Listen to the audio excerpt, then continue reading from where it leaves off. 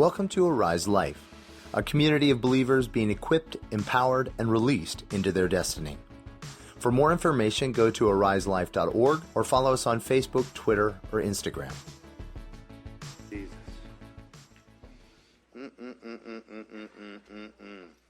So Elijah, I did not walk through these slides, but hopefully they'll just go one after the other. So you're awesome, Elijah. I appreciate you stepping into the gap.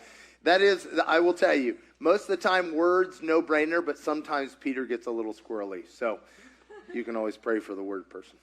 Awesome.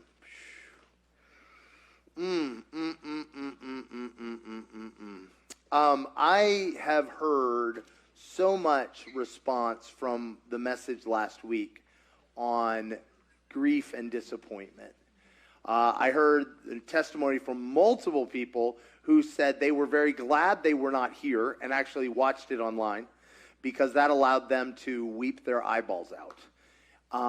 Who here, during this last week or so, you've been walking through disappointment and or grief? Yeah, okay. You're not alone. You're not alone, and it's really important.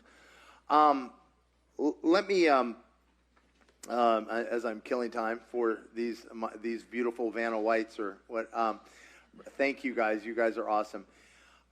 What I want you to be thinking about is so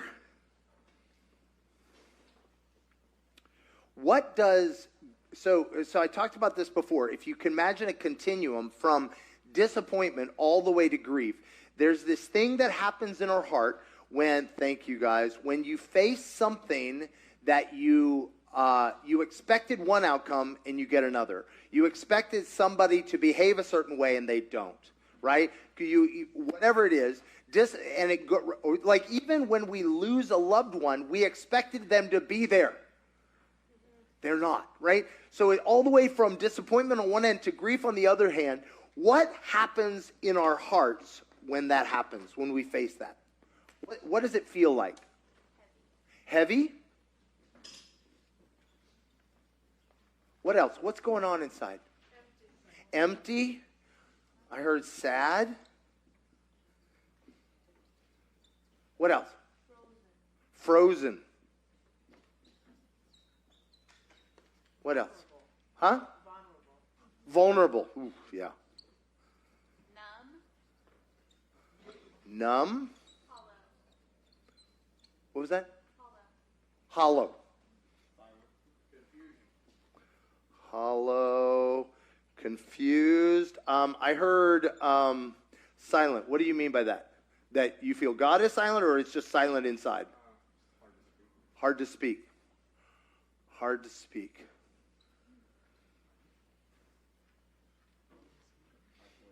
Isolated. Alone.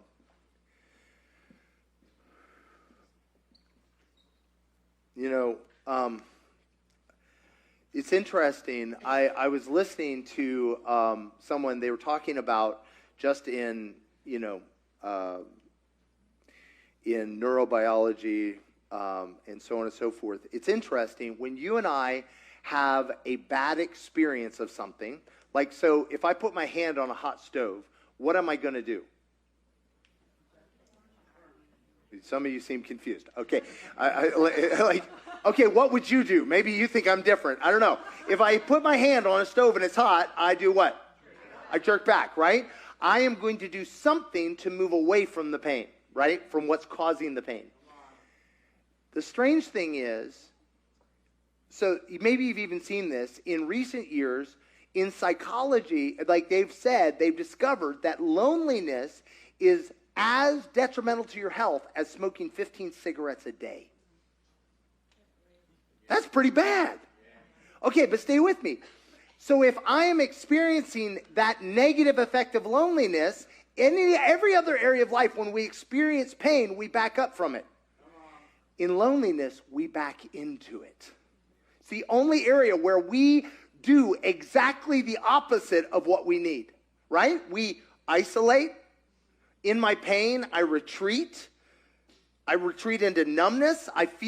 So if you look at all these, a lot of times they start as extremely painful experiences, heavy, sad, vulnerable, confused, and then we retreat into numb, hollow, empty, isolated, alone, right?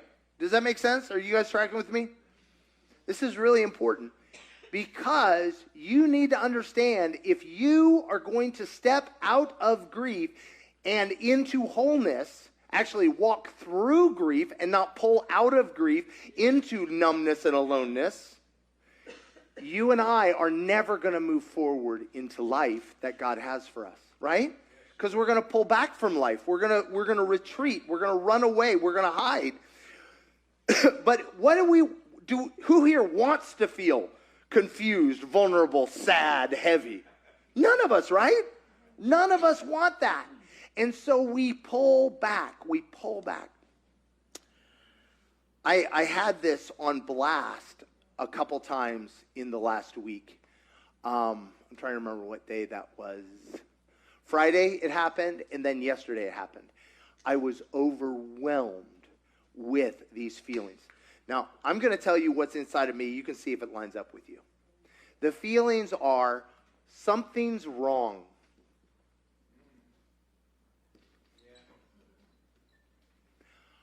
I'm broken.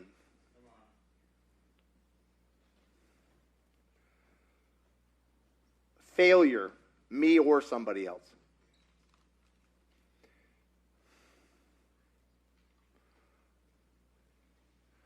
I'm not okay. And maybe I never will be. Right? When we feel these things, another thing that comes right on its heels and offers to come in and help us is shame. Right? Anybody had this? I should be better.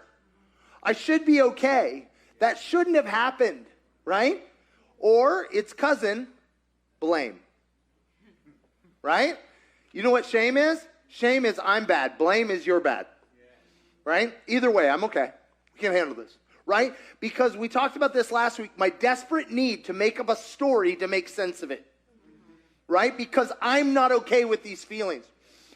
And you know the worst thing about sharing a message on grief is that when you grieve, you can't run away and hide from the very words you've spoken. And I had to sit and go, Jesus, what do you want me to know in this? And he said, it's going to be okay, but I need you to stay in this really uncomfortable place. Oh! When everything I want to do is run away. It's going to be okay. I've got you. Okay? So one of the things that he's been speaking to me strongly out of has been the book of Genesis. Now, if you've read the book of Genesis, you know, starting from chapter 12 through chapter 50, you know, it's the story of 4 generations of awesome people. Some of you are already getting where I'm going. What is, just throw it out. What is not, so we have these 4 generations. Well, I'll start out, but I need you to keep in your back of your mind. So we'll start out with the first slide. We start out with who are our first 2 people? Abraham and so we got Abraham and Sarah, right? Abraham and Sarah. And their story starts out at a very ripe early age of 76 and 66. They finally said yes to Jesus at 66 and 76. Means there's hope, right? And they're like, but here's the problem. All they have at this point is nothing.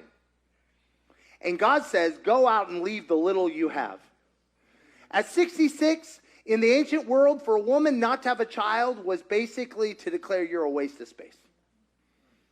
Anybody here suffering in a certain area and people are kind enough to keep pointing it out to you?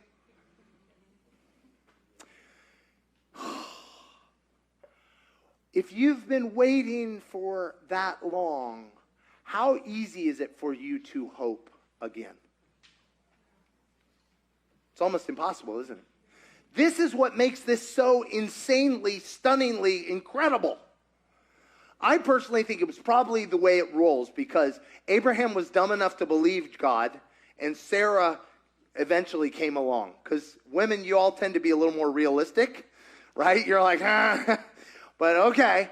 And he's like, God said it. And we're like, okay.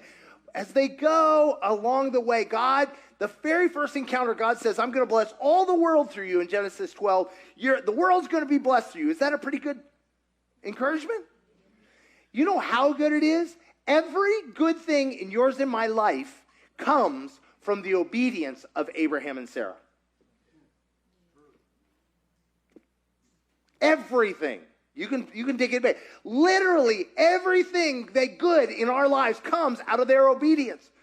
I don't know about you, but I'm looking at their obedience and I'm like, wow, God has low standards. Right? And that's why God kept saying to me, if you look at this, you're going to get hope. And I was like, I don't see hope, I see mess. He said, watch what I do. So Abraham and Sarah. So God says, I'm going to create a family line through you. It's going to be incredible. And Abraham, true to our nature, what does Abraham's first idea? Got it. It will be through Eleazar. The next slide. Eleazar is my butler because I don't have anybody in my family. Nope. Okay. Not Eleazar, who works for me. It's going to be Lot, my nephew. Nope, not going to be him. Okay, not Lot. Then how about, it's not going to be Sarah. Sarah's like, I'm out. I don't have hope for this. So she offers Hagar. We get Ishmael. Okay, so if you have heard the promise of God and you tried to come up with a natural way it was going to come to pass and it didn't, or you tried to make it happen in your own strength and it didn't, there's hope. There's hope. So he stays with it. Only finally at the point where Sarah is 90 years old does Isaac arrive. And I love Isaac's name means laughter. God laughs at what we are terrified of. We are impressed with. Isaac. So we got Isaac.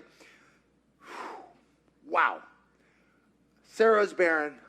Suddenly we have Isaac. Next generation, right? We get Isaac marries Rebecca. Rebecca, wow, this is going to be awesome. Guess what? Rebecca's also barren.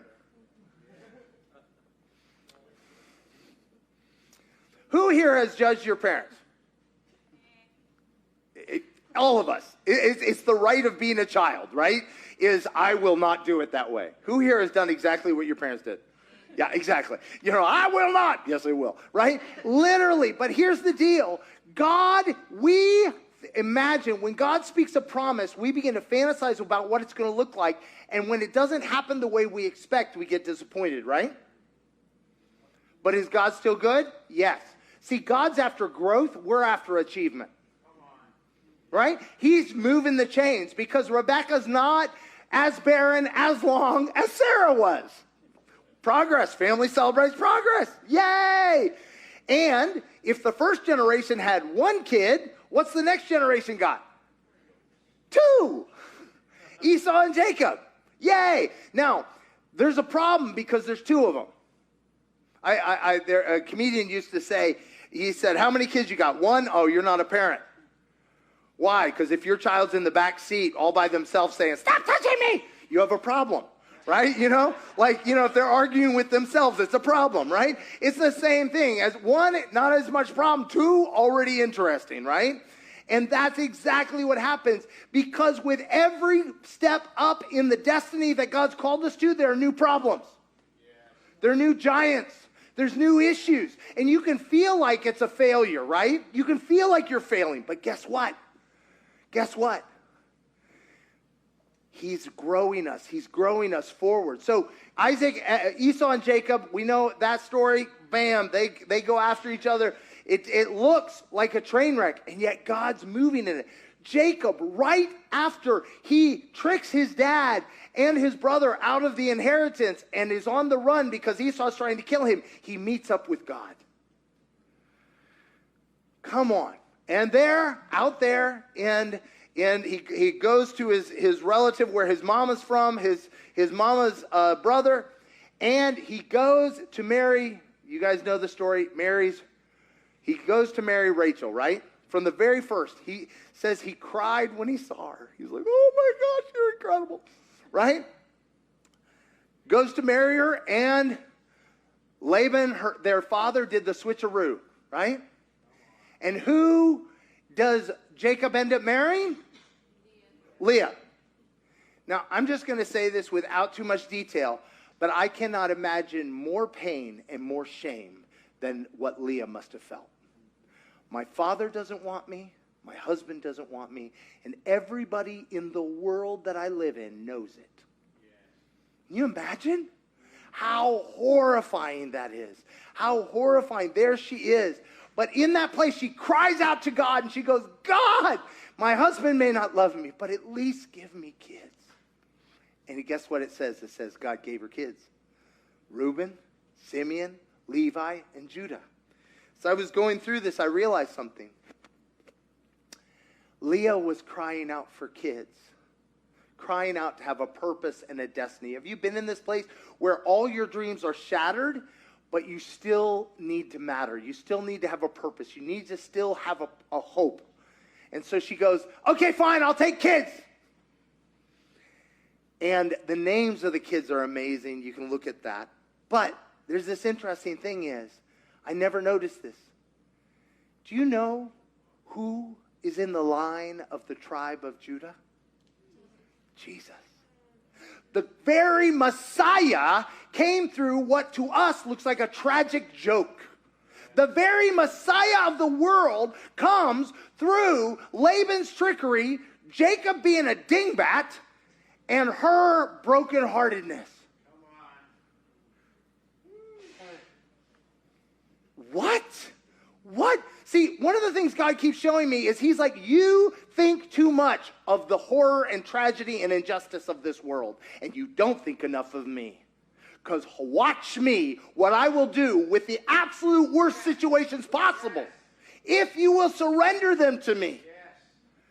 But failure to grieve, and in our pain, us stepping back and saying, no,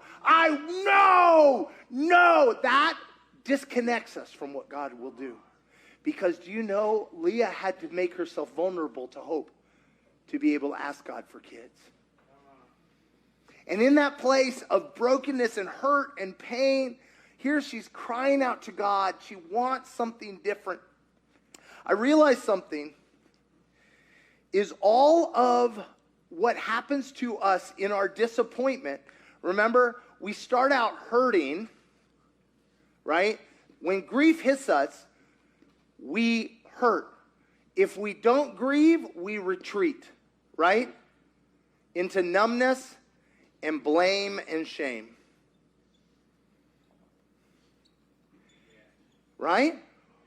Now, watch this. Why do we do this? It actually goes back to the Garden of Eden. You remember? Eve is tempted with what? The tree of the knowledge of good and evil. Let me put it another way. God has said, Eve, you're made in my image. But Eve was growing into God's image every day, right? She was starting out in God's image this way. Anybody here a little more like God today, hopefully, than you were yesterday? Right? It's a matter of maturity. But the enemy comes and says, you don't look like God to me, right? You hear the word of the Lord, you hear a promise, and you expect this, right? And when it doesn't happen, what do you feel? You feel like pass, fail, right? Either it is or it isn't. Either God lied or I screwed up. Who sinned? Who messed up? Somebody else took this away from me. So in my pain, I actually, just like Eve, I say, I will determine what is good in my life. I will determine what is good, what is right. And this is not good. I will be the judge. And what happens is because I have judged what will be God's goodness to me, guess what? When it doesn't happen the way I expect it, it's not good. See, I've set myself up as Lord of my life.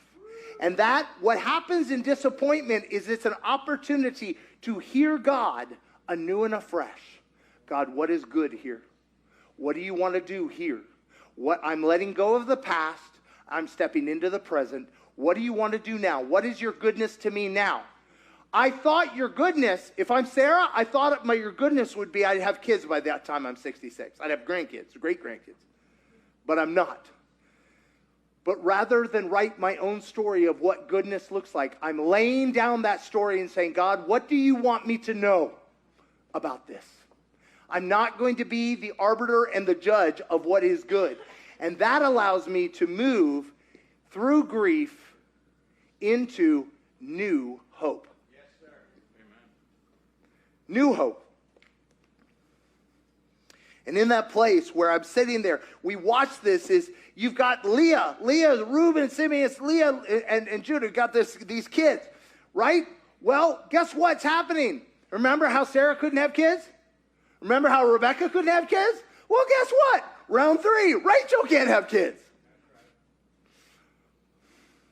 Just because you're repeating the patterns of the past doesn't mean they can't end with you. And so what happens is Rachel goes, okay, she gets hope, but unfortunately she learned from Sarah. And she said, well, I'm obviously not getting pregnant. Here, Jacob, take my maidservant. Stupidity skipped a generation, right? But there are 2 kids, Dan and Naphtali. Now I've got a question. Anybody recognize those 2 names? What do those 2 names become? Tribes of the house of Israel. God can't use, apparently he can. Who am I to say what God can or will not use in my life? He will use even my failures as the black velvet to reveal the diamond of his goodness. I don't get to decide what he will bless. Then Leah goes, oh yeah? Well, then I got a maidservant too, because I'm not having babies anymore. It's it's like an arms race, or a legs race or a body race. I don't know. Anyway, and so now we got her, and we get Gad and Asher. I'm thinking, how can anything good come out of this train wreck? And yet it does. Whew. Keeps on. But Leah's like still not okay with how things are rolling. Neither is Rachel.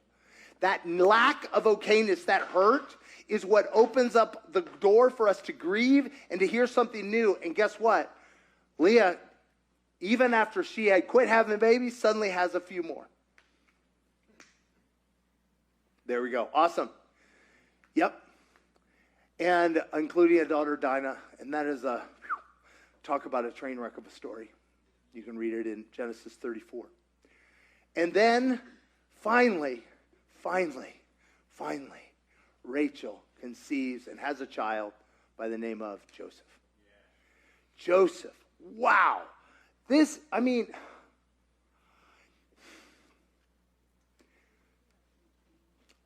I look at my life, I want to go, this is good, this is bad, this is good, this is bad, right? These relationships, they're dead to me. This situation, right? This is the Garden of Eden, the tree of the knowledge of good and evil, where I get to choose what is good to me, what God can use. And I put all these people that have hurt me in a cemetery. Masha had a great analogy. She said, sometimes with church, I feel like I'm one of those little country churches, that have about 300 years of dead people out in the cemetery, right?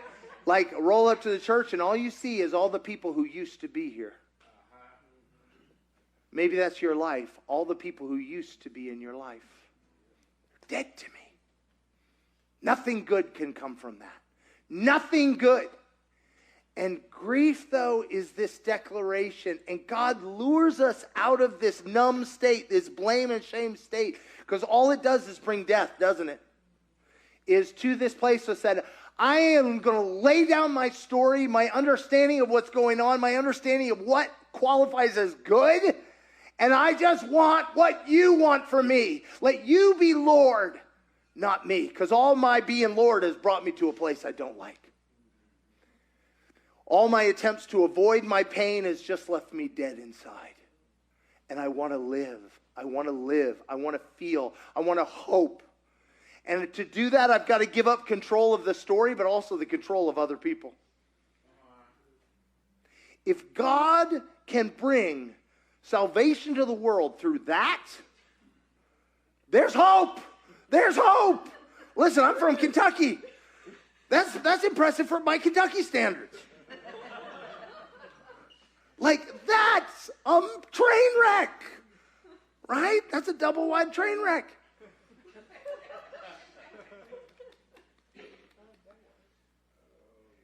And our story that we're going to continue with next week begins. I want you to keep that story in mind, and if you'll flip open in your Bibles, because I want you to see where it starts, and then I want you to be reading ahead with this train wreck in mind. Genesis 37. Now, Jacob, this is the account of Jacob's family line, right? So how does this train wreck turn out good? Jacob lived in the land where his father had stayed, the land of Canaan. Oh, by the way, do you guys remember God gave Abraham a promise that all the world would be blessed? That's still going on today. It's getting better. But the second part was, he said, I'm going to give you the land you come to. And he got to the land, and God said, yes, but I'm going to give it to your family in 430 years. Anybody already depressed? Yeah, that's a bad Yeah. Scott, the Lord is going to bless the state of Georgia in 430 years through you. And one of the things God put his finger on me, because we get weird, we get testimonies from people all over the world who've been blessed by things that came through this church, or people who've left here and they're like, my life was changed forever. And part of my heart goes, bah! Why? If it doesn't happen where I see it in my life, it's not good, right? And God said something to me, and I'm going to tell you, I'm not there yet, so don't test me on this one. I believe it's true, but I'm not there. He said, Peter, if you see me doing something and you can't rejoice, it's a sign there's a hole in your boat. There's a hole in your heart. If you can't rejoice in what God is doing because I've got to determine what is good, there's a problem. Anybody here seen somebody get healed and you didn't get happy? What are some reasons you can see somebody get healed and it not bring joy to your heart? Because it didn't happen for me? Didn't happen the way I expected? Maybe they learned the wrong lesson from it? It was because I was so wonderful. No, it was not. Right? No.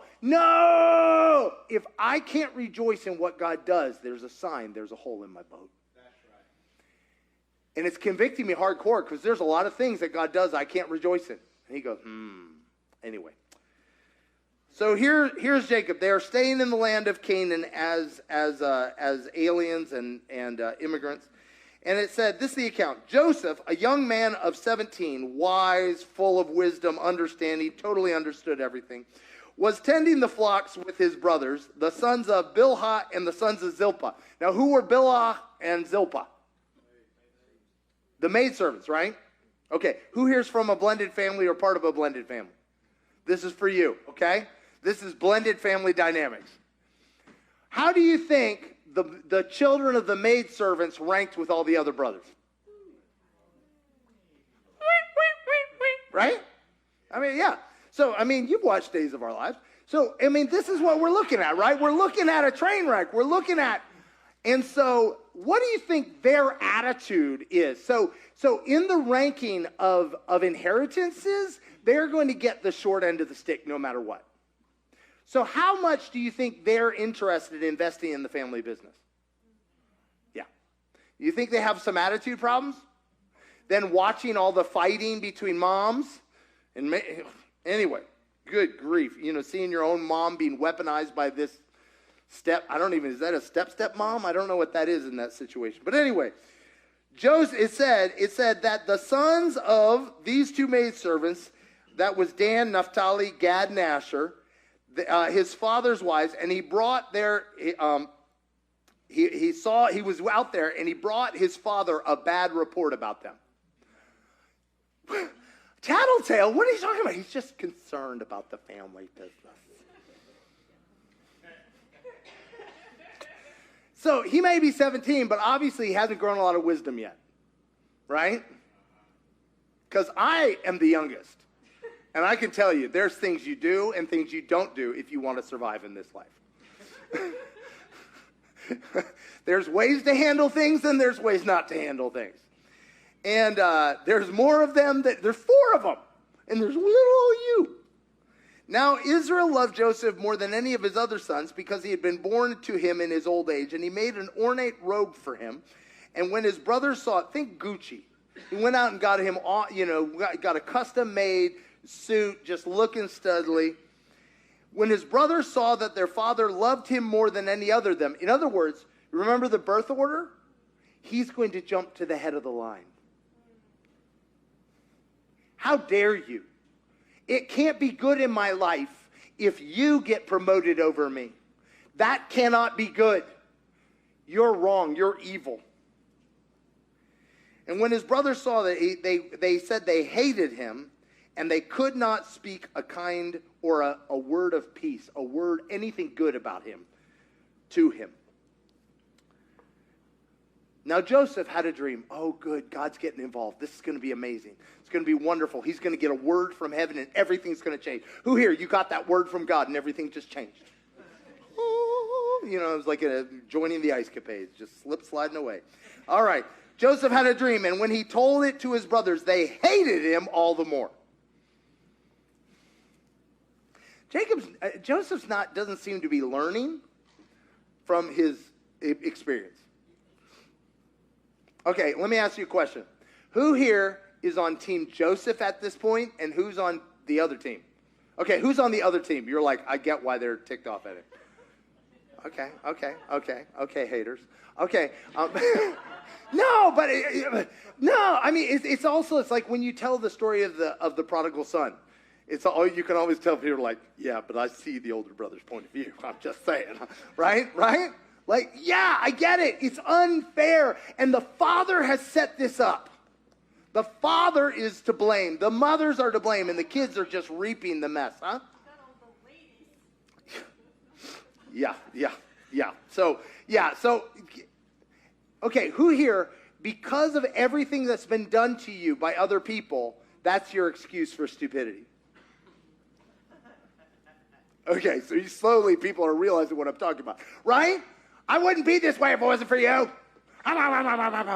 Listen, other people's stupidity is not an excuse for yours. You still have the ability to agree with Jesus, but not if you go to this route. Jesus, what do you want me to know? I'm hurting. I'm rejected. I think Joseph he was like, I had a dream. Isn't this wonderful? He didn't have anybody to share it with. He shares it. But listen to the dream. See if you can tell what it means. He said to them, listen to this dream I had. You and I, we were binding sheaves of grain out in the field when suddenly my sheaf rose and stood upright, while your sheaves gathered around mine and bowed down to it. What do you think it means?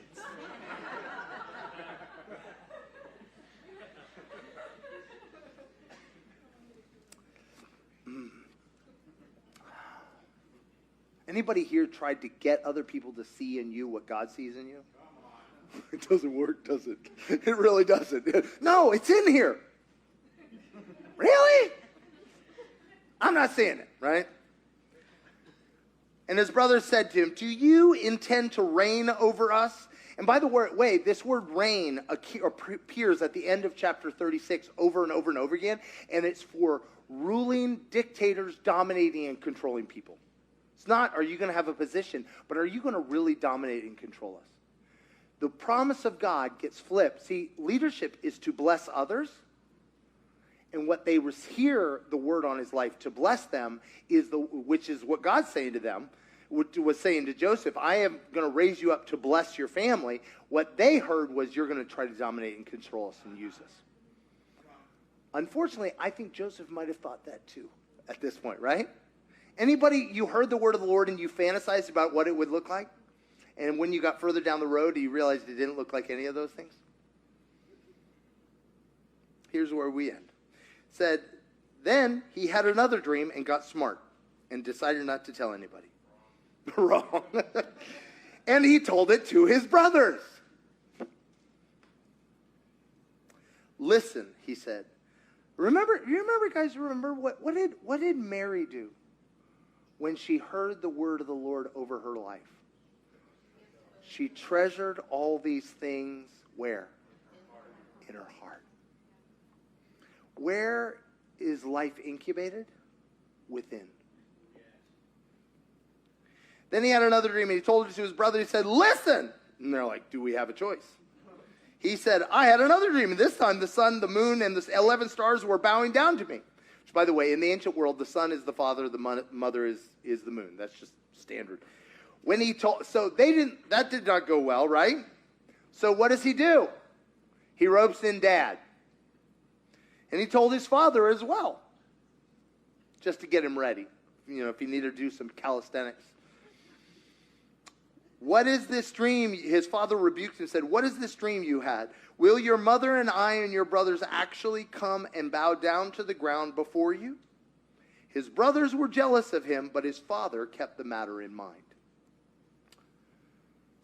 So I'm going to start something here because you have homework this week. I have homework this week. Every single one of us have words of our lives, whether we know it or not. They are the deep desires God has put in our hearts. They're the things that feel impossibly true, and that at present there is little to no evidence of coming to pass. Anybody? Blink twice. Okay. Good. You're in the right place. God does not give us dreams that we can achieve in and of ourselves. He gives us dreams that only He can achieve in and through us. As we renounce the tree of the knowledge of good and evil and say, not my will, but yours be done. And part of that requires is that we sit in our grief. Now, if we could slip up to the very first slides. Thank you, bro. The very first slides we talked about this. We're in this season right now of rain. We talked about this. The interesting thing is, the next season is going to be flood, but this season is a season of rain. And I thought, well, that's really weird. I get why rain is grief, but I realized something. If you have been through a drought and you have a heavy rain, what happens to the soil? Wash it away. It actually depletes the land of nutrients, and the water just dissipates. What kind of rain do you have to have first before the downpour? A gentle soaking rain. Why? Because it opens up the soil to receive what is about to come. You and I, our hearts are hard because of disappointment and grief. Our hearts are hard. Who knows what I'm talking about? I don't even, right? Okay, if I'm Joseph at this point, do I think God's going to bless me through my family? I don't. I want a new family.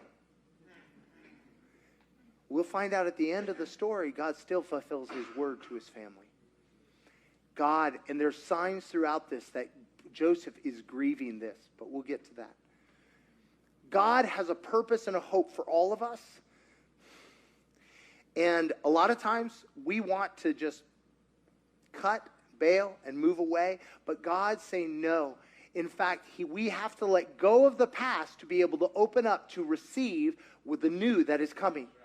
Let me tell you, I'm telling you again, this second half of this year is a season of massive increase in our lives. But if we're not ready for it, it will wipe away the nutrients of the soil.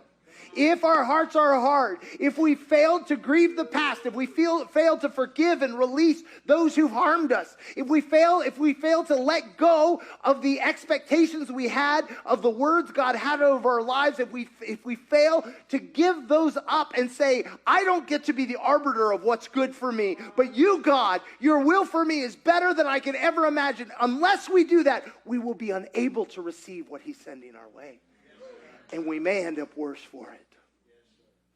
And so my question for you is, I will tell you this. We are in a season when it is good to grieve. But grief hurts. Grief feels wrong, feels broken, feels messed up. Listen, not a single one of us is sitting in the fullness of what God promised us. Therefore, every single one of us have things that we have to grieve. Because it's not the way we expected. And we're disappointed and hurt and heartbroken. But if we will allow God to melt our frozen hearts, our numb hearts, and melt them and begin to feel the pain, the discomfort, and not come up with a story to make sense of it. If we'll let go of that story, God can write a new story for us. So, as I said, your homework this week is let God begin to thaw your heart and let God begin to speak new things over your story. You also get points if you read ahead in the story of Joseph. If we could have the worship team come up. Normally we don't end in such a heavy spot. But I'm going to tell you this. Nobody can do the work that only you can do. Only you can do this work of saying yes to God, saying, God, I'm surrendering my story. I'm surrendering my understanding of what is good in my life. You must be Lord. I've been Lord of my life. I've been the one determining what's good. I've been the one who said, you've been bad to me, God. And it doesn't work. I'm saying, God, I'm laying it all down at the foot of the cross and saying, God, not my will, but yours be done. I'm done being Lord of my life. I'm done being the arbiter of what is good. And God, I'm no longer going to say, you can't go there. Some of you, you've been feeling him guiding your gaze to some deeply wounded places in your heart, deeply wounded relationships. You're like, nope, we're not going there. I don't get to determine where God points me. We can stand. Lord, you are Lord of all. You must be Lord even of the cemetery of my heart. Jireh, you are enough. God, you are enough. I just keep seeing this picture of Father God just holding us like as a little kid who is just so hurt. And I feel like we just need to stay in the Father's arms and to allow ourselves to fall apart and just to kind of grieve and cry out and just as we're starting to feel the pain and just starting to feel in our hearts, like so many of us have been numb and just frozen for so long that we haven't felt anything. We're like, yay, great. But it's like you couldn't feel love. You couldn't feel life. You've just been frozen. You've been numb. I've been numb. And it's like just to get into his arms and just to fall apart and just say, no, I'm not okay. I'm so hurt. I am so hurt. And I'm just not okay. And Father, I just don't know what to do with it, but just to be in the safety of his arms. I just feel like his arms are around you. His arms are around me to hold us as we grieve, as we process, as we let go of our story, as we let go of everything that hasn't gone according to our expectation, and start to just like have a glimmer of hope. A glimmer of hope, just saying, oh my gosh, it's not like I expected. It's not what I wanted. And I don't even know if I want anything anymore because I just want to take my toys and go home. But Father God, I just open myself up. Just if it's you right now, just say, Father God, I just open myself up right now with all of my disappointments, with everything that has gone not according to plan, with everyone who's hurt me.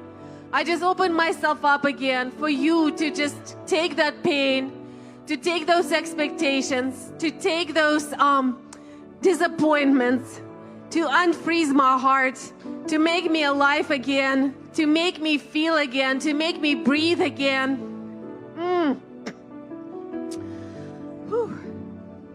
You know, what I didn't tell you is on Friday when I was hurting so bad and I was so tempted to spiral into shame and making up my own stories, Dan Berthold reached out and said, how you doing? And I said, not good. He said, you want to talk? I said, sure.